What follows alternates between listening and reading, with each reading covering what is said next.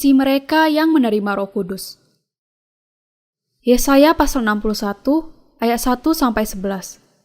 Roh Tuhan Allah ada padaku, oleh karena Tuhan telah mengurapi aku. Ia telah mengutus aku untuk menyampaikan kabar baik kepada orang-orang sengsara dan merawat orang-orang yang remuk hati, untuk memberitakan pembebasan kepada orang-orang tawanan dan kepada orang-orang yang terkurung kelepasan dari penjara, untuk memberitakan tahun rahmat Tuhan dan hari pembalasan Allah kita, untuk menghibur semua orang berkabung, untuk mengaruniakan kepada mereka perhiasan kepala ganti abu, minyak untuk pesta ganti kain kabung, nyanyian puji-pujian ganti semangat yang pudar, supaya orang yang menyebutkan mereka pohon terbanting kebenaran, tanaman Tuhan, untuk memperlihatkan keagungannya. Mereka akan membangun reruntuhan yang sudah berabad-abad dan akan mendirikan kembali tempat-tempat yang sejak dahulu menjadi sunyi. Mereka akan membaharui kota-kota yang runtuh, tempat-tempat yang telah turun-temurun menjadi sunyi. Orang-orang luar akan melayani kamu sebagai gembala kambing dombamu, dan orang-orang asing akan bekerja bagimu sebagai petani dan tukang tebun anggurmu. Tetapi kamu akan disebut imam Tuhan dan akan dinamai pelayan Allah kita. Kamu akan menikmati kekayaan bangsa-bangsa dan akan memegahkan diri dengan segala harta benda mereka. Sebagai ganti bahwa kamu mendapat malu 2 kali lipat, dan sebagai ganti noda dan ludah yang menjadi bagianmu, kamu akan mendapat warisan 2 kali lipat di negerimu, dan sukacita abadi akan menjadi kepunyaanmu. Sebab aku, Tuhan, mencintai hukum dan membenci perampasan dan kecurangan. Aku akan memberi upahmu dengan tepat dan akan mengikat perjanjian abadi dengan kamu.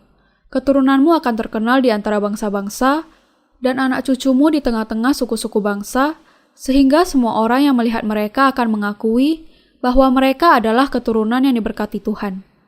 Aku bersukaria di dalam Tuhan, jiwaku bersorak-sorai di dalam Allahku, sebab Ia mengenakan pakaian keselamatan kepadaku dan menyelubungi aku dengan jubah kebenaran, seperti pengantin laki-laki yang mengenakan perhiasan kepala dan seperti pengantin perempuan yang memakai perhiasannya.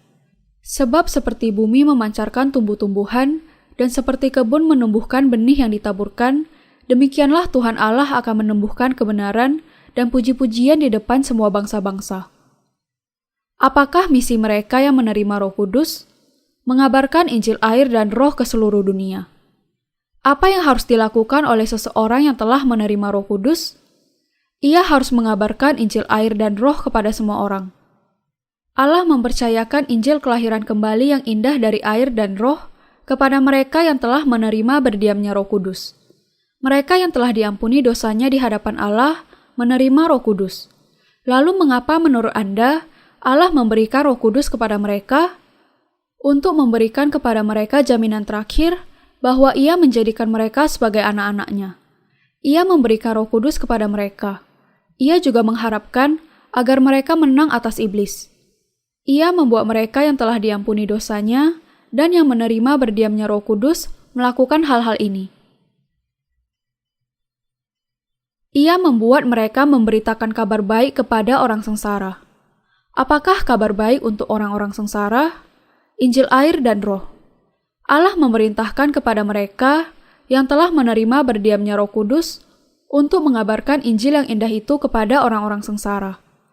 Mereka yang telah menerima Roh Kudus, karena mereka telah memiliki pengharapan di surga, tidak pernah puas dengan perkara-perkara dunia.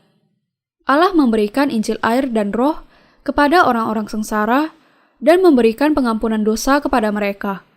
Ia kemudian memberikan berdiamnya Roh Kudus kepada mereka dan mengizinkan mereka masuk ke dalam kekekalan. Allah memerintahkan kepada orang-orang benar untuk mengabarkan Injil air dan Roh kepada orang-orang sengsara. Ia juga mendorong mereka untuk mengabarkan kepercayaan kepada Allah dan Yesus. Alasan mengapa Allah memberikan Roh Kudus kepada kita adalah untuk memberitakan kabar kesukaan secara berlimpah kepada orang-orang sengsara di dunia ini. Ia mengutus kita untuk memulihkan mereka yang hancur hatinya. Bagaimana Allah menyembuhkan pikiran kita? Ia menyembuhkan hati yang hancur dengan Injil air dan Roh. Ada banyak orang yang hancur hatinya. Bagi mereka, hidup ini tidak berarti dan kebenaran mereka telah hancur. Mereka menjalani kehidupan yang menyakitkan dan penuh rasa hina karena dosa-dosa mereka. Karena itu, mereka seringkali disiksa oleh keraguan mereka tentang hidup ini. Semua manusia berharap untuk hidup secara terhormat dan menikmati kekayaan jasmani dan rohani. Tetapi hal itu tidak bisa terjadi dengan mudah kalau seseorang baru saja dirampok habis-habisan. Demikian juga, mereka yang memiliki dosa di dalam hati juga terus-menerus dirampok kebenarannya, dan akhirnya mereka akan masuk neraka karena dosa-dosa mereka. Itulah sebabnya, mengapa Tuhan yang mengasihi orang-orang yang hancur hati memerintahkan kepada kita untuk mengabarkan Injil yang indah itu kepada mereka. Dengan firman yang bagaimana Ia menyembuhkan mereka, Ia melakukannya dengan Injil air dan Roh yang indah itu. Ia memulihkan orang-orang yang hancur hati dan memberikan kehidupan kekal kepada mereka. Ia mewartakan kemerdekaan kepada mereka yang ditawan oleh dosa. Ia memberikan kemerdekaan kepada para tawanan. Apa artinya? Artinya Allah membebaskan jiwa-jiwa manusia dari segala dosa dunia. Ia memberikan misi ini hanya kepada mereka yang telah menerima Roh Kudus, dan mereka bisa memerdekakan orang lain dari dosa-dosa mereka. Manusia memiliki tubuh dan jiwa. Tubuh dan jiwanya hidup di dalam ikatan karena kutuk dosa dan hukum Taurat. Ia tidak bisa melakukan apa-apa selain menjalani kehidupannya sebagai tawanan dosa, baik ia percaya maupun tidak percaya kepada Allah. Ia dilahirkan dalam keadaan berdosa dan selalu melakukan dosa, dan ia ditentukan untuk hidup sebagai tawanan dosa sepanjang kehidupannya. Ia hidup demikian dan ditentukan untuk dibinasakan. Inilah sebabnya, maka ia menjalani kehidupan yang tidak terelakkan dan terjebak kepada mengasihini diri sendiri karena kelemahan yang membuatnya ada dalam posisi seperti itu.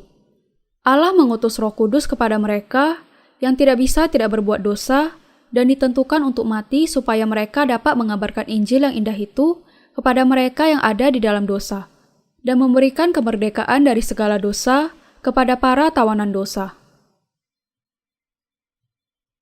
Ia menguatkan mereka yang berduka. Apa yang diberikan Allah kepada mereka yang berduka?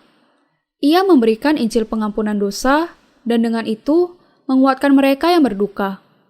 Ia mengutus Yesus ke dunia ini untuk memberikan pengampunan dosa kepada manusia.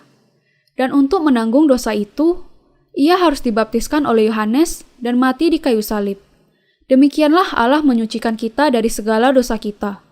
Dengan demikian, Allah menyelamatkan kita dari segala dosa dunia. Tuhan kita menguatkan yang berduka dengan memberitahukan kepada mereka tentang Injil air dan Roh yang indah itu. Dengan itu, Ia memberkati mereka yang menderita karena iman yang tidak sempurna. Ia hanya memimpin mereka yang memiliki Roh Kudus untuk mengabarkan Injil yang indah itu, untuk memulihkan yang hancur hati dan membebaskan tawanan dosa. Tujuan dari keberadaan kita di dalam dunia ini adalah untuk diampuni oleh Allah dan kemudian mengabarkan Injil yang indah itu kepada mereka yang masih terikat oleh dosa dan membutuhkan kekuatan untuk bebas dari dosa. Allah memerintahkan kita bahwa meskipun kehidupan kita singkat, tetapi kehidupan kita tidaklah sia-sia, bahwa Allah menyiapkan pengampunan dosa dan berkat-berkat yang ajaib kepada manusia adalah sebuah kenyataan. Tuhan kita juga menghibur mereka yang berduka dengan mahkota kemuliaan. Ini berarti bahwa orang-orang berdosa diampuni dosanya karena baptisan Yesus, dan dengan demikian bisa masuk ke dalam kerajaan surga. Kalau seseorang diampuni dosanya, pikirannya disegarkan, dan kemudian ia bisa menghargai semua berkat yang ajaib itu. Tuhan memahkotai dia dengan kemuliaan. Ia memberikan kepada orang-orang berdosa Injil air dan Roh dan membuat mereka yang percaya sebagai anak-anaknya. Mereka yang percaya kepada Injil yang indah itu kemudian memiliki perasaan sukacita dan bukan lagi kesedihan.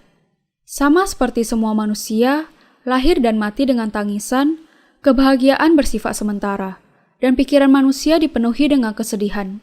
Namun, Allah menemui mereka dan membuat mereka dilahirkan kembali dengan pengharapan dan kelegaan. Dengan demikian, mereka yang dilahirkan kembali dengan percaya kepada Injil yang indah itu menghidupi suatu kehidupan yang baru dan memiliki pekerjaan yang baru. Kemudian, mereka yang mampu melakukan apa yang dikehendaki Allah, yaitu untuk mengabarkan Injil air dan Roh kepada semua orang berdosa di dunia, mengusir segala kesedihan dari hati mereka, dan memberi sukacita dan kelegaan. Mereka yang diampuni dosanya oleh Allah, memberikan kemuliaan kepada Allah. Ia menyuruh orang-orang benar untuk mengabarkan Injil yang indah itu. Ia menyuruh mereka menyampaikan siapa sebenarnya Dia itu.